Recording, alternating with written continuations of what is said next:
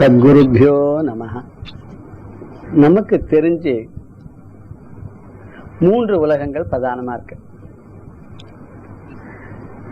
ஒண்ணு பூலோகம், ரெண்டாவது பாத்தாள லோகம், மூணாவது சொர்க்கலோகம். பாத்தாள லோகம் கீழே இருக்குன்னு சொல்ற. இந்த கீழே இருக்கிற பாத்தாள லோகத்துல மகாபலி இருக்கிறதா கூட ஒரு சரித்திரம் இருக்கு. சாதாரணமா நரகம்ங்கிறது கீழே தான் இருக்குன்னு சொல்ற. ரொம்ப பேர் பாத்தாளமே நரகம்னு சொல்றவாளும் உண்டு.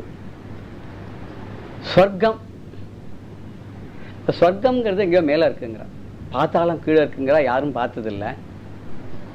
இன்னைக்கு தேதியில் நம்ம பாத்தாளம் அப்படின்னு தோண்டிகிட்டே போனோம்னா நமக்கு அமெரிக்கா தான் வருது. சொர்க்கம்னு மேலே போயிட்டே இருக்கும். ஆகாசத்துல மேலே எவ்வளோ போனாலும் சரி, எங்க இருக்குன்னு தெரியல. ஆனால் சொர்க்கம்னு ஒன்று இருக்கு. சில பேர் சொல்றா சொர்க்கம்னு என்ன அப்படின்னு கேட்டாக்கா, சொம் கச்சதி, தானே போறது, நாமளாக அந்த இடத்துக்கு போறோமா. எப்படி போறோம்னா அதுக்கு ஒரு வழி இருக்கு. நிறைய புண்ணியங்கள் பண்ணா அந்த புண்ணியத்துடைய பலனை அனுபவிக்கிறதுக்காக சொர்க்கத்துக்கு போறோம். பாபம் பண்ணா நரகத்துக்கு. பாப்பாய பரப்பீட்டனம், மற்றவாளுக்கு கெடுதல் பண்ணால பாபம் வந்து சேருது. பாபம் வந்து சேர்ந்தா நரகத்துக்கு போயிடும்.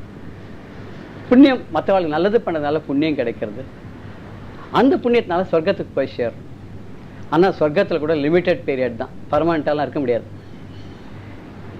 எவ்வளோ புண்ணியம் பண்ணியிருக்கோமோ அந்த புண்ணியத்துக்கு தகுந்த மாதிரி இத்தனை நாட்கள், இத்தனை வாரங்கள், இத்தனை மாசங்கள், இத்தனை வருஷங்கள் அப்படின்னு சொல்லி அங்கே இருக்கிறதுக்கு நமக்கு ஒரு அனுமதி கொடுக்குறான். அந்த அனுமதி கொடுத்து அங்கே போனால் கூட அங்கே எங்கா இருக்கலாம், எல்லா வசதிகளையும் அனுபவிக்கலாம். பேங்க்ல பணம் இருக்கிற வரைக்கும், நம்ம அக்கௌண்ட்ல பணம் இருக்கிற வரைக்கும் செலவு பண்ணலாம்.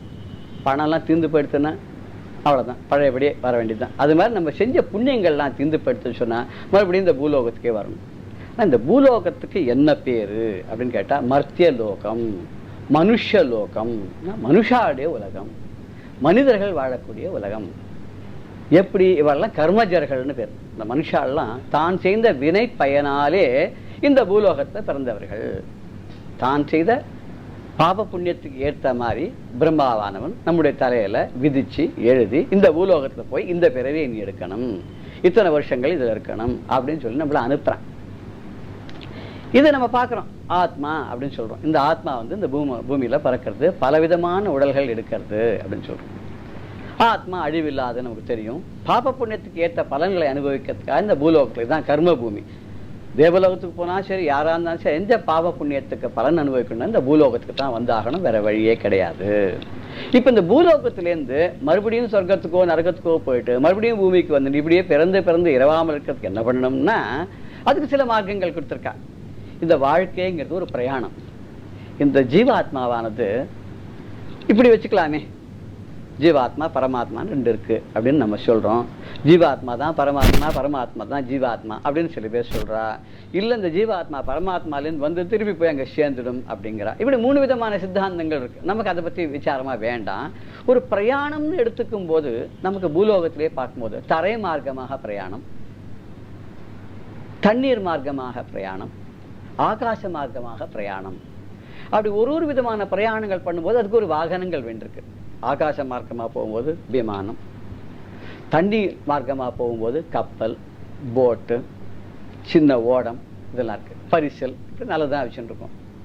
இதே தரை மார்க்கமாக போகணும்னா அதுக்கு எத்தனையோ இருக்கு. சைக்கிள், சைக்கிள் ரிக்ஷா, கட்ட வண்டி, மாட்டு வண்டி, குதிரை வண்டி, car, auto, car, bus, train, இத்தனை இருக்கு. இன்னும் சில பேர் என்ன பண்ணால் நடந்தே போயிடுறேங்கிற. ஏன் நடந்தே போயிடுறேன்னா ரொம்ப சௌக்கியமா இருக்கு, வெதர் ரொம்ப நல்லா இருக்கு, ஜில் ஜில் ஜில் ஜில்னு இருக்கு, நடந்தே போயிடலாம் சார். டாக்டர் கூட தினம் 5 கிலோமீட்டர் நடக்கணும்னு சொல்லிருக்காரு. அழகா நடந்து போயிடலாமே, உடம்புக்கு நல்லது, செலவும் மிச்சம், அழகா போய் சேர்ந்து விடலாமே. ஒருத்தர் அப்படிதான் ஆஃபீஸ்லேருந்து வந்துட்டே இருந்தார். ஏன் இன்னைக்கு எவ்வளோ லேட்டுன்னு கேட்ட ஆற்றுல. நான் என்ன பண்ணேன் தெரியுமோனோ, அப்படியே ஒரு பஸ் ஒன்று வந்தது, அது பின்னாடியே நடந்தே வந்துவிட்டேன், இன்னைக்கு பஸ் சார்ஜ் மிச்சமாயிடுது. அவர் கேட்டான், ஏ பிராமணா ஏன் இப்படி பண்ணேன், ஒரு ஆட்டோ பின்னாடி நடந்து வந்திருக்கப்படாதா, 50 ரூபா மிச்சமா இருக்குமே. இது வந்து ஜோக் அப்பார்ட் பார்க்கும்போது நம்ம செய்கிற காரியங்கள்லாம் நம்ம வந்து ஜஸ்டிஃபை பண்ணிடுறோம், நடந்தே போயிடுறோம். எப்படி இந்த உலகத்தில் பலவிதமான வாகனங்கள் நமக்கு இருக்கோ, எப்படி பலவிதமான மார்க்கங்கள் இருக்கோ, நம்ம போய் சேர வேண்டிய இடம், ஏதோ ஒரு இடத்துக்கு போகணும்னு நினைக்கிறோம், அந்த இடத்துக்கு போறதுக்கு ஒரு பாதை, ஒரு மார்க்கம், ஒரு வாகனம் எல்லாம் இருக்கு. அது மாதிரி இந்த ஆத்மாவுக்கும் இந்த பூலோகத்துல பிறந்து இந்த வாழ்க்கையில் அடிபட்டு நல்லது கெட்டதெல்லாம் அனுபவித்து கடைசியில ஏற்கனவே செஞ்ச பாப புண்ணியங்களுக்கான பலன்களை எல்லாம் அனுபவித்து மேல பாவமோ புண்ணியமோ பண்ணாத இறைவனுடைய அடியை சேர்ந்து அதாவது பரபிரம்மத்தில் கலப்பதோ, பரபிரம்மத்தை சேருவதோ, பரபிரம்மமாக ஆகுவதோ இதுக்கு நமக்கு வாய்ப்பு இருக்கு.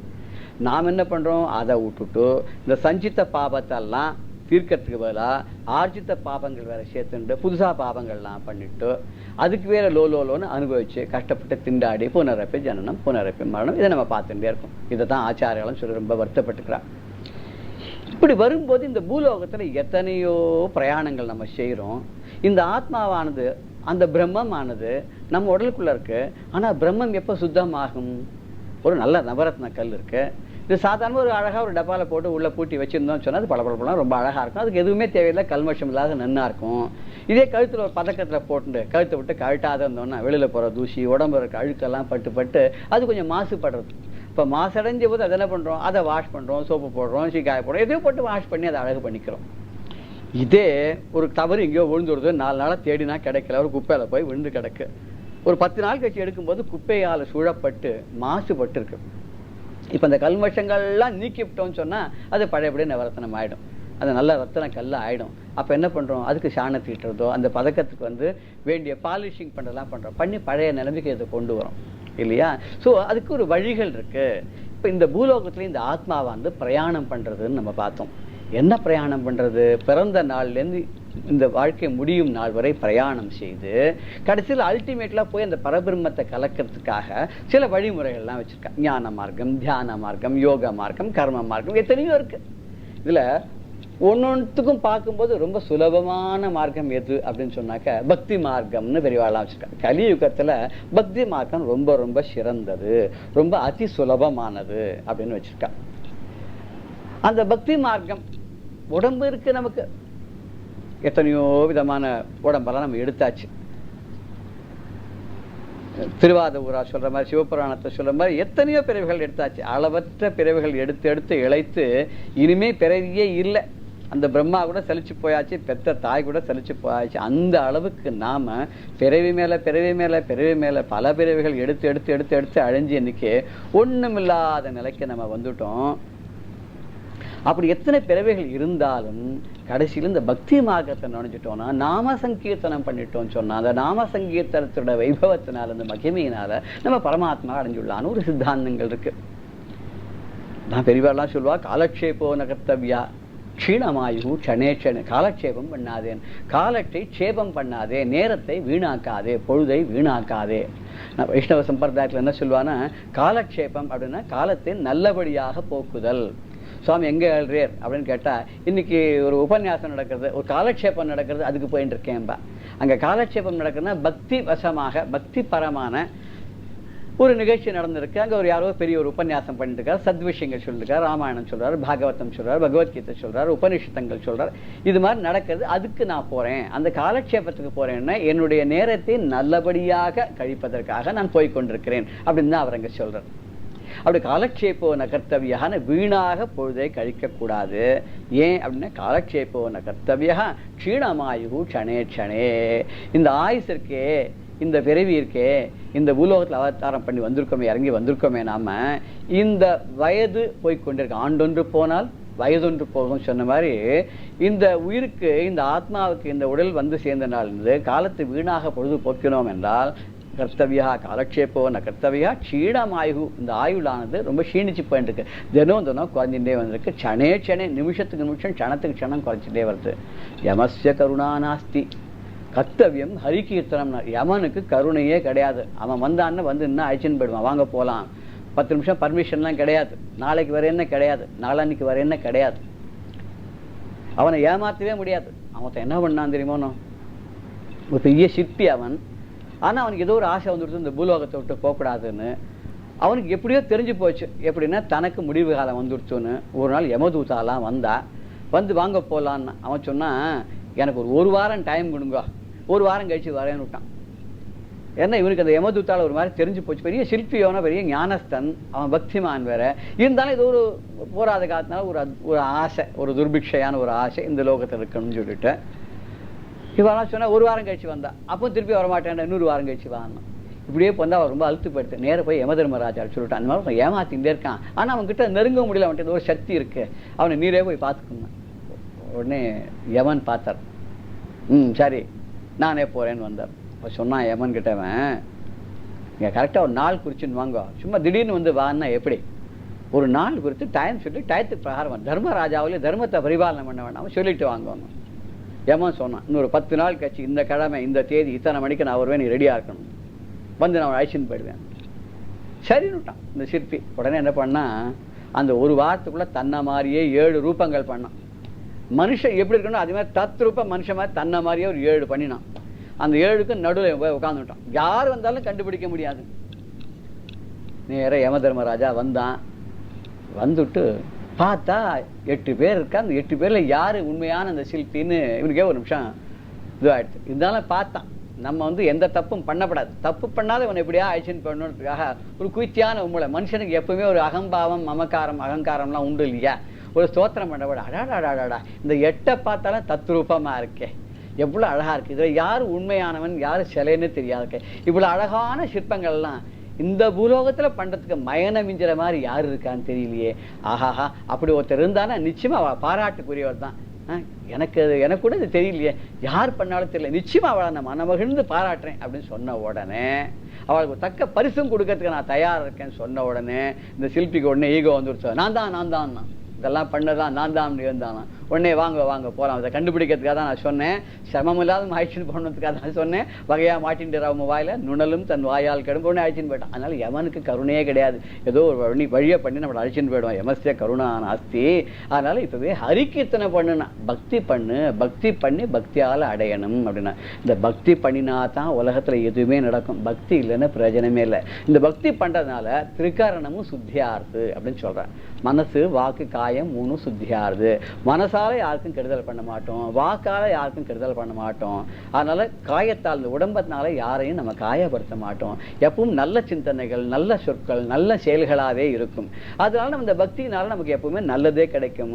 பரகதிக்கும் இகத்துக்கும் பரத்துக்கும் நல்லதே செஞ்சு நல்ல வினை பயனாக நமக்கு நன்மைகள் நிறைய கிடைக்கும்.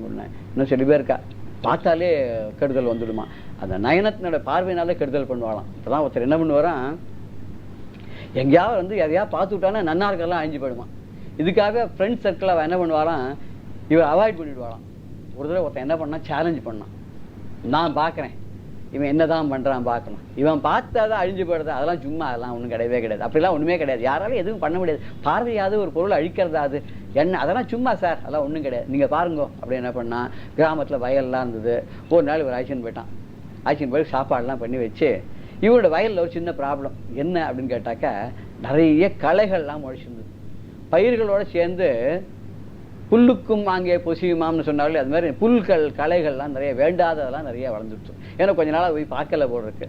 இவர் பார்த்தா இந்த ஆள் அனுப்பிச்சோன்னா இவன் அந்த களைகள்லாம் பார்த்தான்னா அதெல்லாம் அழிஞ்சு போயிடும், நெல்லெல்லாம் பழிச்சுக்குமே அப்படின்னு சொல்லி அனுப்பிச்சான். உடனே பிள்ளைய கூப்பிட்டு, அம்பி இந்த மாமா அழிச்சுன்னு போய் இந்த வயலெல்லாம் காமிச்சிட்டு வான்னு அவர் அழிச்சுன்னு போனார். அங்கே அழிச்சுன்னு போய் அந்த வயலெல்லாம் காமிச்சார். இந்த வயலெல்லாம் காமிச்ச உடனே இவன் பார்த்தான், அப்படி ஒரு பார்வை பார்த்தான், அடாடாடாடாடாடா இத்தனை களைகளுக்கு நடுவில் கூட நெல் பயிரெலாம் நிறைய வளைச்சிருக்கே அப்படின்னு பார்த்து ஆச்சரியமா சொல்லிகிட்டே பார்த்தானா. அத்தனை நெல் பயிரும் கருகி போயிட்டான். ரொம்ப வேடிக்கையா சொல்வா, சில பேரோட பார்வை ஊடுருவி போய் நல்லதெல்லாம் கூட அழிச்சிடும்பா. இப்போ நல்லதெல்லாம் அழிக்கக்கூடிய அளவு கூட கண் பார்வையினாலேயே தீமையை பண்ணக்கூடியவாள்லாம் சில பேர் இருக்கா, இல்லை அவாய்ட் பண்ணணும்னார். ஒருத்தர் கூட என்ன பண்ணுவாரான், யாராவது உடம்பு சரியா படலைன்னு அவளை போய் பார்க்க போனால் அவள் போயிடுவாளாம். இது ரொம்ப எனக்கு தெரிஞ்ச வட்டாரத்தில் இருந்த ஒருத்தருடைய உண்மையான கதை அது. அதனால ஆஃபீஸ்காரெல்லாம் என்ன பண்ணுவாங்களாம், யாராருக்கையா ரொம்ப ஒருத்தர் படுத்துன்னு இருக்கா, டாக்டரே இனிமேல் காப்பாற்ற முடியாது சொல்லிட்டாக்க என்ன பண்ணுவாங்களாம், கடைசியாக இந்த மனுஷனுக்கு கொண்டு போய் அவளை பார்க்க வைப்பாளாம். இவர் போய் அங்கே பார்த்து, என்ன உடம்பு சரியில்லையா, அப்படி என்ன எப்படி இருக்காள், என்ன டாக்டரை பார்க்குறாள், சரி எல்லாம் சரியா போயிடும் அப்படின்னு சொல்லிட்டு வந்தாருன்னு அடுத்த ஒரு 1/2 மணி நேரத்துக்குள்ள அந்த மனுஷன் போயிடுவான். இப்படி ஒரு அதனால இவர் வந்து கடைசி நிமிஷத்தில் யமனுடைய ரெப்ரசன்டேட்டிவாக அவர் எல்லாரும் கூட்டின்னு போவான்னு வேடிக்கையாக சொல்லுவா. எல்லாரும் நிஜமாக அந்த மாதிரி ஒருத்தர் இருந்திருக்கார், கிட்டலாம் உண்டு. ஆனால் நம்ம திருக்கரணத்தாலேயும் நல்லதையே செய்து கொண்டு வந்தோமானால் நமக்கு பிரம்மான் நல்லபடியாக தலையில் எழுதுவான். ஏனோ தானோன்னு எழுதி நம்ம வாழ்க்கையில் கட்டப்படும்படியான நிலையை வந்து நம்ம வந்து ஆதிசங்கர் சொன்ன மாதிரி இந்த பிரம்மா கண்ணாபனான்னு தலையில எழுதிட்டானே, இதை வந்து உன்னால அழிக்க முடியாதா, நீ நினைச்சா அழிக்கலாமே. இதான் முன்னாடி இருக்க ஸ்லோகத்தில் சொன்ன உபயக்ஷா விஷயத்தை சொல்லும்போது, என்னை காப்பாத்துறதுல உனக்கு வெறுப்பு இல்லைன்னா, ஆட்சேபனை எதுவும் இல்லைன்னா, இந்த கெட்ட ஆசைகள் நிறைந்த உம்முடைய தானத்துல ஈடுபட முடியாததாக பண்ணக்கூடிய இந்த மனசு அந்த பிரம்மனால படைக்கப்பட்டிருக்கு. அப்படி ஒரு தீயவையே எண்ணக்கூடிய உன்னிடத்தில் ஈடுபட முடியாத உள்ள மனசை உடைய இந்த இப்படிப்பட்ட ஜென்மத்தை எனக்கு கொடுத்தானே, இந்த படைப்பை இந்த பிரம்மன் பண்ணி என் தலையில் இந்த மாதிரி எழுதிவிட்டானே, இதை நீ ஏன் போக்கலை, நீ நினச்சிருந்தா பண்ணியிருக்கலாம் இல்லையா, ஏன் பண்ணலை, அப்படி உன்னால பண்ண முடியாத ஒரு சக்தியே கிடையாது அப்படின்னு சொல்லிட்டாக்க, நீ எப்படியா இந்த பிரம்மாவுடைய தலையை கிளினே, அவனுக்கு 5 தலை அல்ல 4 தலை வேதம் சொல்லிட்டு இருந்தது, ஒரு தலை மாத்திரம் பொய் சொல்லுது. அவன் பொய் சொன்னான்ற ஒரு காரணத்துக்காக அந்த தலையை நீ நகத்தாலேயே கிழிப்பிட்டிய. ஒரு சாதாரண ஒரு தலையை நகத்தால கிள்ளக்கூடிய அளவுக்கு ஒரு சக்தி இருந்ததுன்னா அவன் எழுதின எழுத்தை நீ மாற்ற முடியாதா? ஆனா அவன் எழுதின எழுத்தை ஒத்த மாற்ற முடியுமா? பிரம்மா கையால் எழுதின எழுத்த அந்த முருகப்பெருமானவன் தன்னுடைய காலால் அழிச்சுடுவான். எப்படி அப்படின்னு கேட்டாக்க, அவனுடைய பாதத்தை நம்முடைய தலைமையில வச்சு தீட்சை வச்சான்னா அந்த பாத ரேகை அது நம்முடைய தலையில படுமா. அது பட்டுதுன்னா ஏற்கனவே இருக்க எழுத்தெல்லாம் அழிஞ்சு படுமா. எப்பவுமே ஒரு டேப் ரெக்கார்டில் ஒன்று இருக்கு, அது மேலே இன்னொரு வாட்டி டேப் பண்ணால் பழசு அழிஞ்சு படுது இல்லையா, அது வந்து புதுசு வர மாதிரி இந்த பிரம்மா எழுதிருக்கிற எழுத்தெல்லாம் இந்த முருகப்பெருமனுடைய காலடி பட்ட உடனே அதெல்லாம் அழிஞ்சு போயிடுது. அழிஞ்சு உடனே என்ன ஆகுது, ஒன்று எழுத்தே கிடையாது. முருகன் என்ன சொல்றானோ அதுதான், நேர சொர்க்கத்துக்கு போ சொர்க்கம், நேர வந்து என்னுடைய இடத்துக்கு வா அவனுடைய இடத்துக்கு போயாச்சு. அப்படி அந்த மாதிரி முருகப்பெருமானாலேயே பண்ண முடியும்னு அவனை பெற்ற உன்னால பண்ண முடியாதா? உன்னால கண்டிப்பா பண்ண முடியும், ஏன் பண்ணலை நீ இத்தனை நாள், ஏன் பண்ணாது இருக்கே அப்படின்னு கேட்கிறாரு இல்லையா.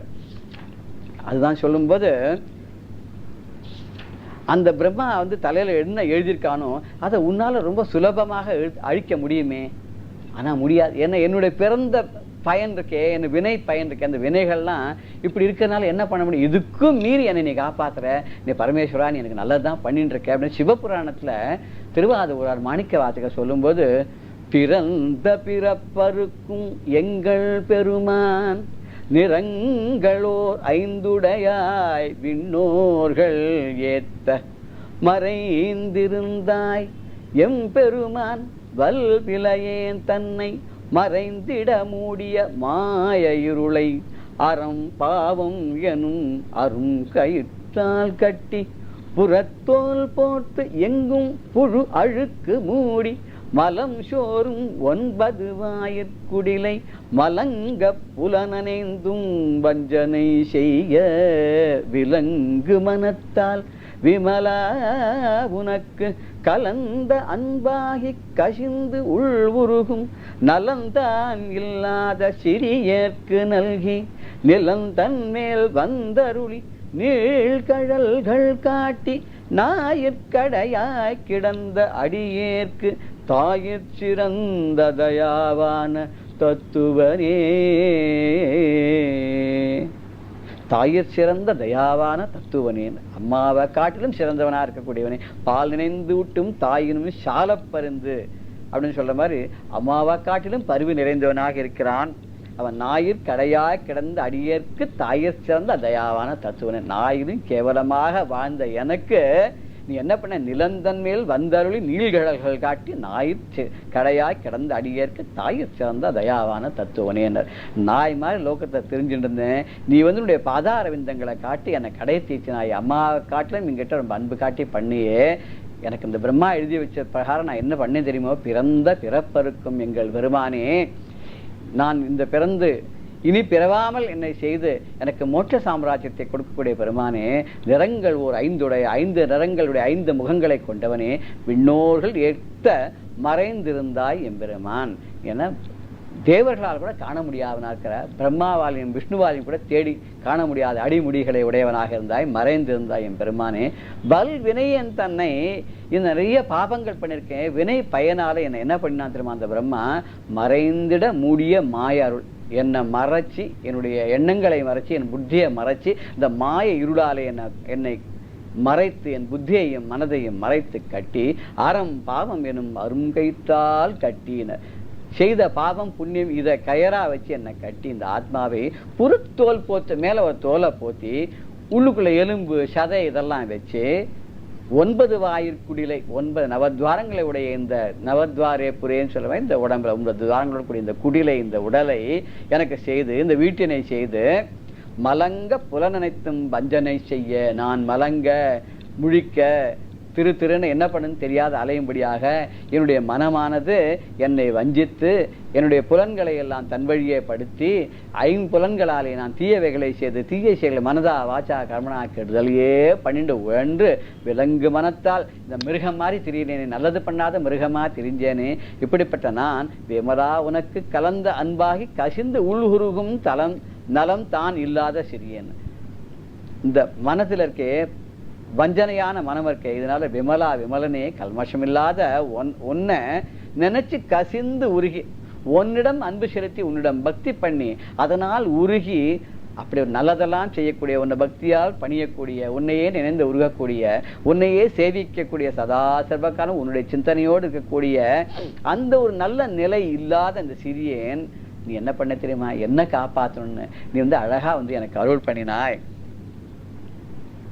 எப்படி அருள் பண்ணாய் அப்படின்னு சொன்னா, ஆசைக்கடலில் அகப்பட்டுன்னு சொன்னார்களோ, நின் பாதம் என்னும் வாசக்கமலம் தலைமேல் வலிய வைத்து ஆண்டு கொண்டான்னு அபிராமி பற்ற சொல்ற மாதிரி நீயாகவே வலுவிலே என்னுடைய நான் அல்லற்பட இருந்தேனே, என்னுடைய பாச வினைகள்னாலே அல்லற்பட இருந்தேனே, ஆசையினால் துன்பத்தில் உழல இருந்தேனே, என்ன நீ எனக்கே தெரியாத உன்னுடைய பாதம் தாமரை மலர்கள் மென்மையான மலர்கள் வாசனையோடு கூடிய மலர் போன்ற உன்னுடைய பாதங்களை என்னுடைய தலைமையில வைத்து ஒரு தூய்ச்சையை கொடுத்து நீ என்னை காப்பாத்தினியே, எனக்கு நல்லதை பண்ணிருக்கியே, அப்பேற்பட்ட நீ இருக்கியே, உன்னை என்றென்றும் நான் பணியாத கண்ணாபனான்னு என் மனசு இப்படிலாம் ஓடின்னு இருக்கே. அதனால்தான் இந்த பிரம்மா என்ன பண்ணிட்டான்னு கண்ணாபனான்னு எழுதிட்டான். அந்த தலையில் எழுத்த மாற்றவே முடியாது அப்படின்னு சொல்லாலே அப்படின்னு. ஏன் மாற்ற அப்படின்னு ஒரு தடவை பார்வதி என்ன பண்ணாலாம், ஒரு பிச்சைக்காரன் ஆனால் எப்போ பார்த்தாலும் அம்பாளையே நினச்சிட்டு இருக்கக்கூடியவன், பரமேஸ்வரனையே நினச்சி பாடிட்டு இருக்கக்கூடியவன், ரொம்ப ஏழ்மையானவன், வயசாகிடுச்சு 60 வயசு. தினமும் போய் கோவிலில் போய் கதறான், எனக்கு ஏதாவது வழி பண்ணக்கூடாதா, இறைவா இருவியே நல்லது பண்ணக்கூடாதான்னு கேட்குறான். அப்போ இந்த குழந்தையும் என் குழந்தை தானே, பிரம்ம கீட்ட ஜனனி இல்லையா, நான் பிரம்மாலேருந்து புழுப்பூச்சி வரைக்கும் என்னோட குழந்தை இல்லையா, இவன் இவ்வளோ கஷ்டப்படலாமா, இவனுக்கு ஏதாவது உபகாரம் பண்ண வேண்டாமான்னு கேட்குறா. அப்போது பரமேஸ்வரன் சொல்லலாம், இவன் தலையில் விதி என்ன எழுதியிருக்குன்னா என்றைக்கும் கஷ்டப்படணும் தரித்திரனா இருக்கணும் தான் எழுதியிருக்கு. அப்படி தரித்திரனா இருக்கணும்னு எழுதியிருக்கணும் எப்படி நம்ம மாற்ற முடியும், நீ அதுக்கு உபகாரம் பண்ணணும் கூட முடியாது, இந்த ஜென்மாவில் அவன் ஏழையாக தான் இருக்கணுங்கிறான். இல்லை இவனுக்கு எப்படியா நான் உபகாரம் பண்ணியே தீரப்போறேன்னு சொல்லி பார்வதி என்ன பண்ணுறாலாம், ஒரு மூட்டை நிறைய பொற்காசுகள் எடுத்துன்னு போய் அவன் வர வழியில் வச்சுட்டு பார்த்துட்டு இருக்கா என்ன நடக்கிறதுன்னு. அப்போ இவன் என்ன நினைக்கிறான், திடீர்னு 65 வயசு காலமாக இப்படியே ஓட்டிட்டேன், இன்னும் கொஞ்ச நாளில் கை காலெல்லாம் தோண்டு போயிடும், கண்ணெல்லாம் பஞ்சடைஞ்சு போயிடும், காதும் கேட்க போகிறதில்ல, புத்தியும் சரியாக எங்கே போகிறதில்ல, உடம்பும் சொன்னத்தை கேட்க போகிறதில்ல, இந்த நாள் நான் எப்படி தெருவா போய் பிச்சை எடுக்க போகணும் தெரியலையே, கண்ணும் தெரியாத போகிறது நான் ரொம்ப கஷ்டப்படுவேன்னு நினச்சிக்கும்போது பக்கத்தில் ஒரு மரம் வந்து தான் அது ஒரு கிளையை உடச்சி அந்த கையில் ஒரு தண்டமாக வச்சுட்டு அதை வச்சுட்டு கண்ணை மூடி நடந்து பார்த்தானா. கண்ணு தெரியாத காலத்தில் அந்த குச்சி வச்சுன்னு இப்படி நடக்க முடியும். இப்படி நடந்து பார்வதி இருக்கக்கூடிய இடத்த தாண்டி போயிட்டானா. போயிட்டு ஆஹா பரவாயில்லையே, நம்மளால கண்ணு தெரியாட்டா கூட இந்த குச்சியை வச்சு நம்மளால நடக்க முடியுது, சரி எப்படியோ நம்ம எத்னாத் கர்த்தவியம் பிரயத்தனம் பண்ணி நம்ம வாழ்க்கை நடத்தின்னு போவோம் அப்படின்னு சொல்லிட்டு சந்தோஷமா போயிட்டானா. உடனே பார்வதி ரொம்ப துக்கப்பட்டு, அடடா இவனுக்கு உபகாரம் பண்ணணும்னு நினச்சா கூட உபகாரம் பண்ண முடியாத போயிடுது சொல்லி பரமேஸ்வரன் போய் சொல்லலாம், ஐயா நீர் தான் ஜெயிச்சு அவனுக்கு உபகாரம் பண்ணணும்னு சொல்ல அந்த பிரம்ம லிபியை மாற்ற முடியல, பிரம்மா தலையில் எழுதிவிட்டான், அவ்வளோ ஆழமாக எழுதிவிட்டான் போல் இருக்கு, யாராலையும் மாற்ற முடியல. சரி அவன் கஷ்டப்படட்டும் பார்க்கலாம் என்ன பண்ணுறது, அவன் தலையில் விதிச்சபடி இருக்கட்டும், எப்போ அவனுக்கு வெடி மோட்சம் வரதோ வரட்டும்னு சொல்லிட்டு அம்பாலே தன்னுடைய தோல்வியை ஒத்துக்கொண்டு போயிட்டான்னு ஒரு கதை சொல்லுவா. ஆனால் இந்த இடத்துல ஆதிசங்கரன் 16வது ஸ்லோகத்தில் ஏழ்மை கூட தேவையில்லைங்கிறார். அதை தான் சொல்லப்படுற, அதுக்கு தான் பூர்வ பிடிகா நம்ம இவ்வளோ கொண்டு வந்தோம். அந்த ஸ்லோகத்தில் சொல்கிறாருன்னா, விரிஞ்சிஹி தீர்காயுர்பவது பவதா தத்பரசிரஹா சதுஷ்கம் சம்ரக்ஷ்யம் சகலு புவி தைன்யம் லிகிதவான் விசாரக்கோ வாமாம் விஷத கிருபயா பாதி சிவதே கடாட்ச வியாபாரஹ ஸ்வயமபி ச தீனாவனபரஹ அப்படின்னு இந்த ஸ்லோகத்தை சொல்றார். விரிஞ்சிஹி தீர்காயு பவது பவதா தத் பரசிரஹ சதுஷ்கம் சம்ரக்ஷ்யம் சகலு புவி தைன்யம் லிகிதவான் விசாரஹா கோவா மாம் விஷத கிருபயா பாதி சிவத்தே கடாட்ச வியாபாரஹ ஸ்வயமபி ச தீனாவனபரஹானர். இந்த ஸ்லோகத்தில் ரொம்ப அழகாக சொல்கிறார். என்ன சொல்கிறாருன்னா, எனக்கு இப்படி மாதிரி கட்டப்பட முடியாத ஒரு வாழ்க்கையை கொடுத்துட்டான் அந்த பிரம்மா, தலையில் எழுதிவிட்டான், அதுக்கான வருத்தப்படலை, இருக்கட்டும் அவன் நல்லா இருக்கட்டும். சில பேர் ரொம்ப கட்ட கொடுத்துருவான். இந்த பெரியவா மகான்கள்லாம் என்ன பண்ணுவான்னு, நல்லா இருக்கட்டும் அவன் க்ஷேமாக இருக்கட்டும், எங்கேயோ நன்னா இருக்கட்டும், அவன் நமக்கு ஏதோ நம்ம விதிவா சாத்து இப்படி பட்டோம், அவன் நன்னா இருக்கட்டும், எங்கே இருந்தாலும் நன்னா இருக்கட்டும் அப்படின்னு சொல்லலாம் இல்லையோ. அது மாதிரி ஒன்று சொல்ல, பிரம்மா எனக்கு இப்படி தலையில் எழுதிவிட்டான், என்ன எழுதினான் தெரியுமோ, அது என்ன எழுதினாங்கிறது ரொம்ப அழகாக வந்து நம்ம கந்தர் அலங்காரத்தை அருணகிரிநாதர் சொல்றார். கோடாத வேதனுக்கு யான் செய்த குற்றம் என்ன, குன்றெறிந்த தாடாள தென்தணிகை குமரா, நின் தண்டையந்தால் சூடாத சென்னியும் நாடாத கண்ணும் தொழாத கையும் பாடாத நாவும் எனக்கே தெரிந்து படைத்தானேனே என்றார். இந்த பிரம்மாக்கு நான் என்னையா பண்ணேன், என்ன குத்தம் பண்ணேன், இவன் என்ன பண்ணிட்டான் தெரியுமோ, நான் குமரா ஏ முருகா, சூடாத சென்னியும், அதாவது உன்னுடைய பாதத்தை தலைமையில் வைத்துக் கொள்ளாத நிலையையும், நாடாத கண்ணும் உன்னை பார்க்காத கண்களையும், தொழாத கைகள் உன்னை பணியாத கரங்களையும், பாடாத நாவும் உன்னை பற்றி துதித்து பாடாத நாக்கும் எனக்கு தெரிந்தே படைத்தனே, தெரிஞ்சே படைச்சிருக்கானே, இப்படி எனக்கு கொடுத்து என்னை வந்து வஞ்சனை பண்ணிட்டானே, இருக்கட்டும், இப்படி வஞ்சனை பண்ணாலும் இருக்கட்டும். அதுதான் ஆதிசங்கர் சொல்லும்போது, இப்படி பண்ணா கூட தலையில எழுதினா கூட விரிஞ்சிஹி தீர்காயு பவத்து. இந்த விரிஞ்சிஹி சஞ்சன்மன் விரஜயதி லோகான் அவிக்கலம். இந்த பிரம்மா என்ன பண்ணாருன்னா, அம்பாளுடைய பாத தூளி எடுத்து உருட்டி அதுதான் உலகங்கள்லாம் படைச்சார்னு சௌந்தர்யலகர் ஆச்சாரியால் சொல்றார். அந்த விரிஞ்சிஹி பிரம்மா தீர்காயு, விரிஞ்சிஹி தீர்காயு பவத்து பவதா தத் பரசிரஹ சதுஷ்கம் சம்ரக்ஷ்யம் சகலு புவி தைன்யம் லிகிதவான் விசாரஹ கஹ வா மாம் விஷத கிருபயா பாதி சிவ தே கட்டாட்ச வியாபாரஹ ஸ்வயம் அபிச்ச தீனாவன பரஹா. இதை பதம் பதமாக பிரித்து பார்த்தோம், பார்த்தத்தை பார்க்க போகிறோம். விரிஞ்சிஹி பிரம்மாவானவர் தீர்காயு பவத்து, க்ஷேமமாக தீர்காயசாக இருக்கட்டும், வயசுக்கு குறைவில்லாத எத்தனை யுகம் வேணாலும் இருந்துட்டு போட்டோம், அவருக்கு அழிவில்லாத இருக்கட்டும், நன்னா இருக்கும், க்ஷேமா இருக்கும் அப்படிங்கிறார். பவதா உம்மால் தத்பர சிரஹா சதுஷ்கம், அவருடைய மீதி உள்ள தலைகள் 4, ஏற்கனவே ஒரு தலையை கிள்ளியாச்சு, இந்த பொய் சொன்னதுக்காக ஒரு தலையை கிள்ளியாச்சு. இப்போ எனக்கு இந்த மாதிரி எழுதிட்டானு, நீ வேற எந்த தலையும் கிள்ள வேண்டாம், இந்த 4 தலையும் காப்பாற்றப்படட்டும், நீ அதுக்காக போய் ஏதோ நம்முடைய பக்தர் இப்படி பண்ணிவிட்டாரே அப்படின்னு சொல்லி ஒரு தலையெல்லாம் கிள்ளிட்டு வர வேண்டாம்.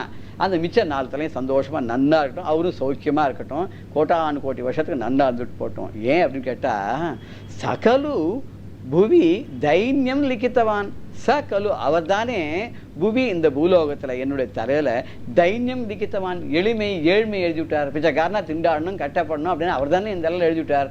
அவர் நன்னார் க்ஷேமாகட்டும். சரி எழுதி தான் வச்சு விட்டார். விசாரஹா கோவா, அதனால என்ன கவலை, எனக்கு ஒன்றும் கவலை இல்லை, அவர் இப்படி ஏழ்மை எழுதி வச்சாரா கூட எனக்கு கவலையே இல்லை. அதான் நெகட்டிவே பாசிட்டிவாக பார்க்கறதுன்றது இதுதான். இந்த ஸ்லோகத்தில் என்ன நமக்கு தெரியுதுன்னா, கஷ்டங்கள் வந்தாலும் கஷ்டத்தை பெருசாக பார்க்கக்கூடாது, இதை விட பெரிய கஷ்டங்கள் நமக்கு வரலையே, இன்னொருத்தர் நம்மளோட ரொம்ப துன்பப்படுறாளே, ஒருத்தர் சுகமாக இருக்கும்போது நம்ம அதை பார்க்கக்கூடாது, துக்கப்படுறவாளை பார்த்து அவளை விட நம்ம துக்கம் கம்மியாக இருக்கே, சுக்கம்னு வரும்போது மற்றவாளை விட நம்ம சுகம் நல்லது, நிறைய நம்மளோட ஜாஸ்தியாக வாழ் இருக்கேன்னு நம்ம கவலைப்படவே கூடாது, ஆசைப்படவே கூடாது. எதையாவது ஆசைப்பட்டு கேட்டு பகவான் கொடுத்துறான்னு வச்சுக்கோ, இந்த பாம்பை பிடிச்ச குரங்கு மாதிரி ஆகிடும், அப்புறம் பிடிச்சுன்னு விடவும் முடியாது, பிடிச்சுன்னு இருக்க முடியாது, கிடையாது நீ தானே கேட்டேன் நான் கொடுத்தேன் அப்படின்னு சொன்னால் நம்மளால் ஒன்றுமே பண்ண முடியாது. அதனால் அவனுடைய வழிக்கு விட்டுட்டு என்ன கொடுக்குறானோ கொடுக்கட்டும்னு, அதில் கோவா விசாரா, எனக்கு என்னையா கவலை, அவன் என்ன வேணா எழுதிட்டு போட்டோம், நீ அவன் தலையெல்லாம் கிள்ள வேணா, சௌக்கியமாக 4 தலைகளோட கோடான் கோடி வருஷம் இருக்கட்டும். விஷத நான் அட்ரஸ் பண்ணுறேன், விஷத நிர்மலமான ஸ்வரூபியே சிவ, என் மங்களாகாரனே, மங்களமான ரூபம் உடையவனே, மாம் தே கட்டாட்ச வியாபாரஹ ஸ்வயமபி தீனாவன பரஹ மாம் பாதி.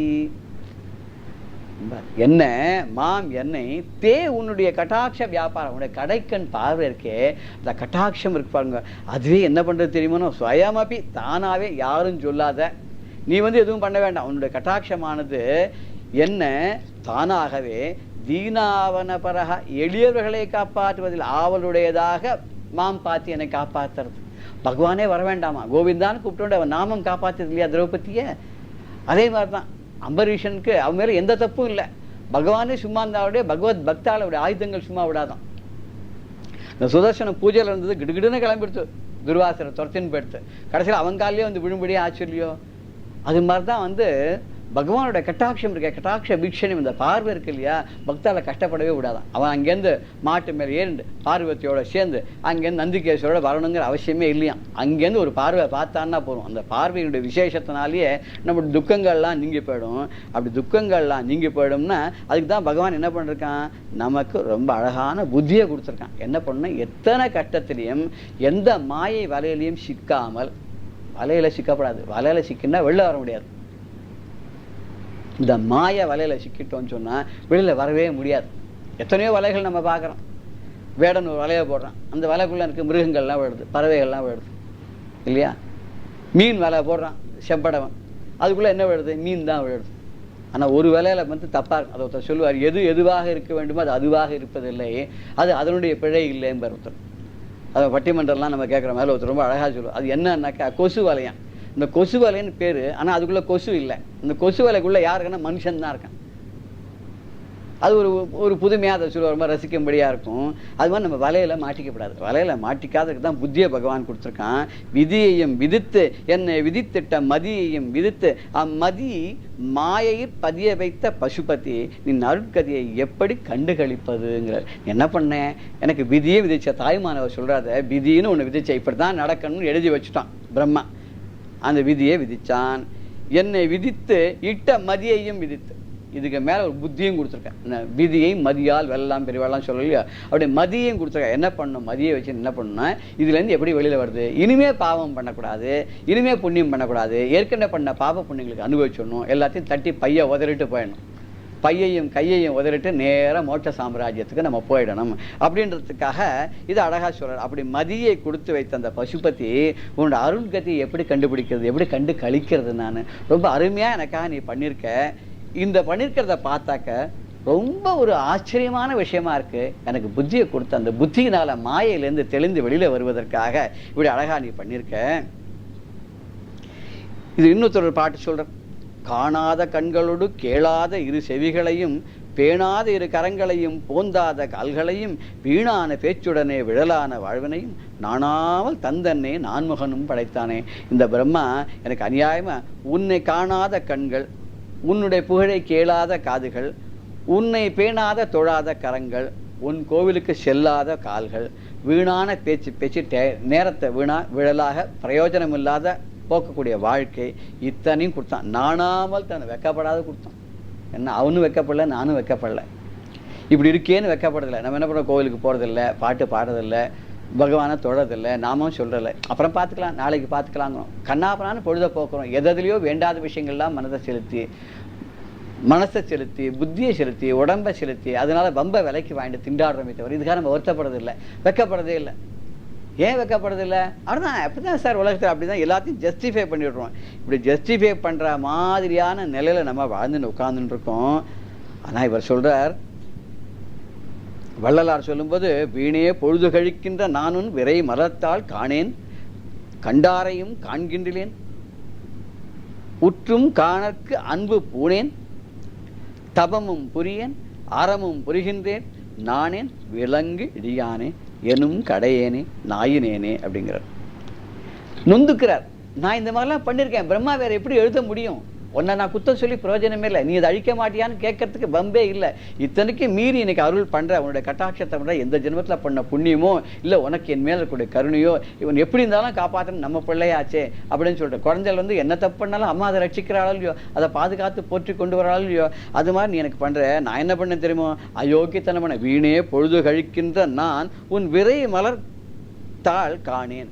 பொழுது அனாவசியமாக பொழுது போய்க்கிட்டு இருக்கேன், அதில் இதில் வேண்டாத வம்புலெல்லாம் தலையிட்டு ஒரு க்ஷண நேரம் கூட உன்னுடைய பாத கமலங்கள் வாசனை பொருந்திய மலர்த்தாளே நான் ஒரு நிமிடம் கூட பார்க்கல, கோவிலுக்கு வந்து காணலை, கண்டாரையும் காணல. சரி ஒன்று போய் பார்த்து வந்த, அவளையோ போய் பார்க்கலாமா, அதுவும் நான் பார்க்கறதில்லை, ஒன்னையும் பார்க்கறதில்ல, அவளையும் பார்க்கறதில்லை. ஏன்னா என்ன, அங்கே ஒரே கூட்டமாக இருக்கும் சார் அப்படிங்கிறோம்.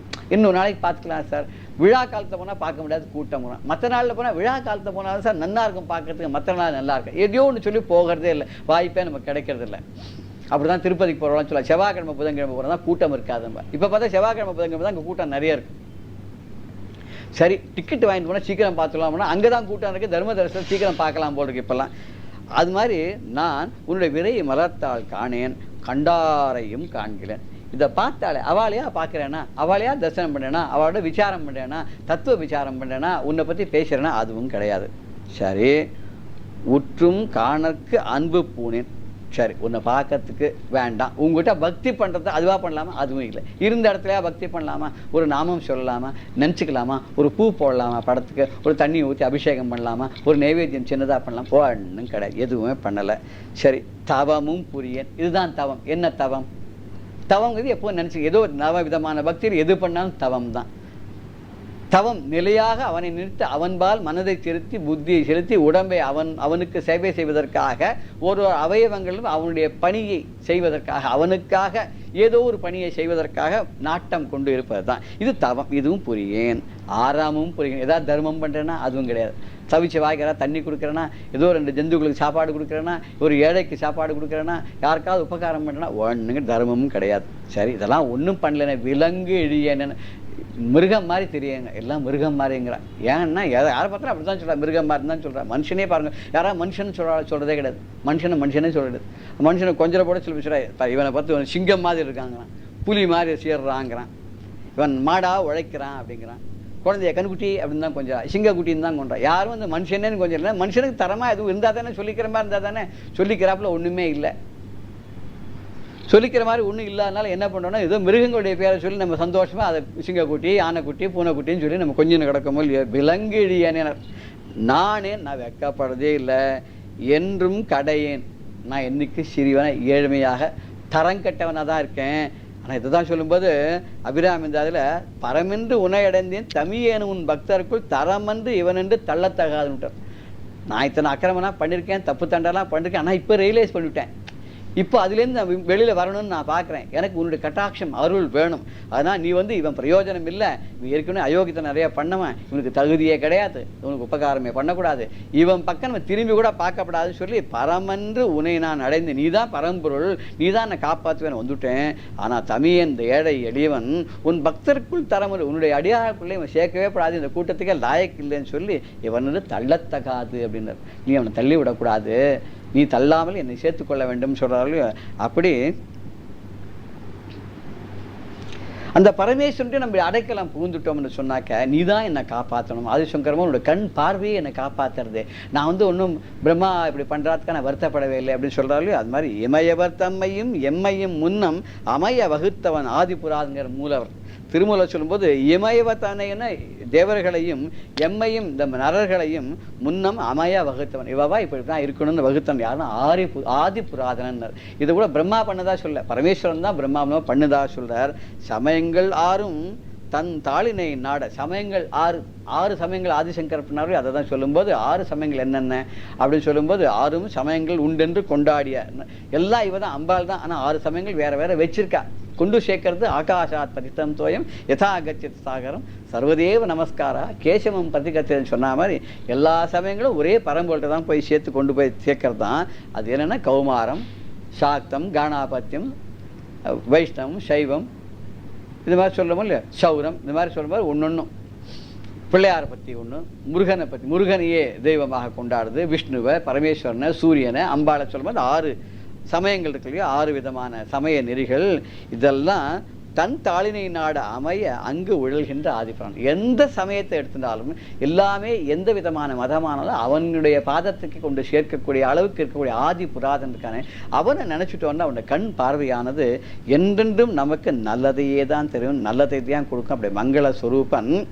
அந்த மங்கள சொரூபனானவன் என்னை என்றென்றும் காப்பாற்றி அருள் செய்வான். அந்த பிரம்மா என்ன பண்ணாலும் ஆணுருவாய் பெண்ணுருவாய் அல்லல் பட உலவ விட்டு மானாது இப்போவியில் மட்டிலா பிறவி பல கோணாமல் கொடுத்தன்னே கூற்றுவனு கிரையாக்கி வாணியனும் வஞ்சித்தான் வாழ்த்தையுனை நாடிடவே அப்படின்னு ஒரு புலவர் சொல்றார். எனக்கு ஆணுருவா படைச்சான், பெண் உருவா படைச்சான், பூச்சி புழுவாலாம் படைச்சான், இப்படிலாம் படித்து இந்த உலகத்தில் உலவை விட்டு அல்லல் பட உலவை விட்டுனார். துன்பப்படத்துக்கு, கஷ்டப்படத்துக்கு, திண்டாடத்துக்குன்னே இந்த உலவை விட்டு மானாது இப்புவியில் மட்டிலா பிறவி பல, மானாதுன்னா ஓயாமல் சலிக்காமல் அழுத்துக்காமல் பல பல பிறவைகள் எல்லாம் பிறக்க வச்சு கோணாமல் கொடுத்தன்னை கூற்றுவனுக்கிறையா. இத்தனை பிறவிகள் கொடுத்தானே, நாயா, நெறியா, பூனையா, புலியா, கரடியா, குரங்கா மனுஷனா இத்தனை பிறவிகள் கொடுத்தானே, ஓடா உழைக்க வச்சானே, கரடியா கத்த வச்சானே, நாயா குலைக்க வச்சானே, மாடா உழைக்க சொன்னானே, இத்தனை பண்ணினானே. கடைசியில் ஒரு பிறவிலையும் கண்ட பலன் என்னன்னா கூற்றுவனுக்கு இரையாக்கி, அந்த யமனுக்கு என்னை கடைசியில இரையாக்கி வாணியனும் வஞ்சித்தான். வாணி என்ன? வாணி இயன் வாணியன். வாணி சரஸ்வதி, அவளுக்கு கணவன் ஏவன், அவளை சார்ந்தவன் வாணியன் பிரம்மா. இங்கே வாணியன் என்ன வைக்கிறவன் சொல்லக்கூடாது, வாணியன் அப்படின்னு சொன்னா பிரம்மா. அந்த பிரம்மா என்ன வஞ்சிச்சுட்டான். எப்படி வஞ்சித்தான்? வாழ்த்தி உன்னை நாடிடாமல், உன்னை வாழ்த்தி உன் பாதத்தை பணிந்து உன்னுடைய அருளாலை நல்கதி அடையும் பண்ண முடியாமல், செய்ய முடியாமல் இப்படி என்னை அல்லல்படும்படியாக படைத்து என் அந்த வாணியனானவன், இந்த பிரம்மாவானவன் என்னை இப்படி அழகாக பண்ணி இப்படி செஞ்சுட்டானே, நான் என்ன பண்ணுவேன் அப்படின்னு சொல்லி ரொம்ப அப்படியே ஒரு உருகி அந்த புலவர் கேட்கிறார். அப்படிப்பட்ட ஒரு நிலை தனக்கு வந்தாலும்